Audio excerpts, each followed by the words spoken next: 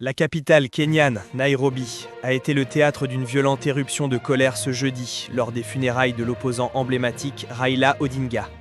Selon plusieurs médias locaux, au moins 4 personnes ont perdu la vie, tandis que de nombreux blessés ont été recensés après que les forces de sécurité aient ouvert le feu et utilisé des gaz lacrymogènes pour disperser la foule. Tout a commencé au stade principal de Nairobi, où reposait le corps de Raila Odinga, surnommé affectueusement Baba, c'est-à-dire le père en swahili.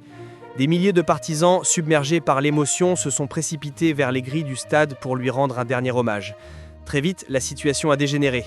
Les forces de sécurité, débordées par la foule, ont d'abord tiré en l'air pour tenter de repousser les manifestants, avant d'utiliser des munitions réelles.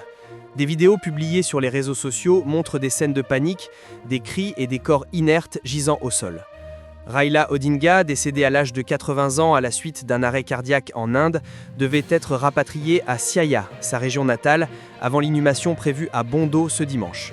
Sa dépouille a été accueillie avec les honneurs militaires en présence du président William Ruto et de nombreuses personnalités politiques. Cependant, la cérémonie a tourné au chaos dès les premières heures de la journée.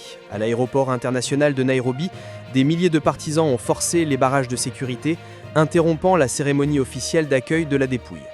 Le trafic aérien a été suspendu pendant près de 2 heures, le temps que les forces de l'ordre rétablissent le calme.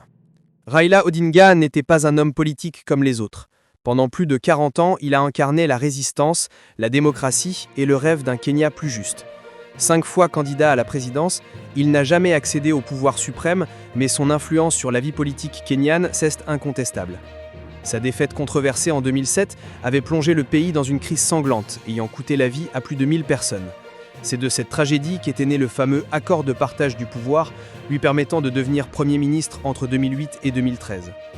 Même après sa dernière défaite face à William Ruto en 2022, Raila Odinga continuait de mobiliser les foules.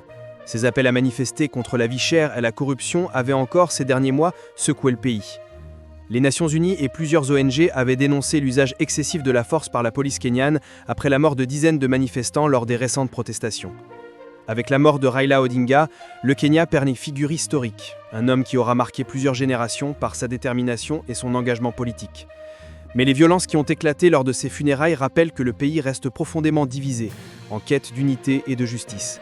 Alors que la dépouille de Baba s'apprête à rejoindre sa terre natale, beaucoup espèrent que son dernier voyage puisse marquer le début d'une réconciliation nationale.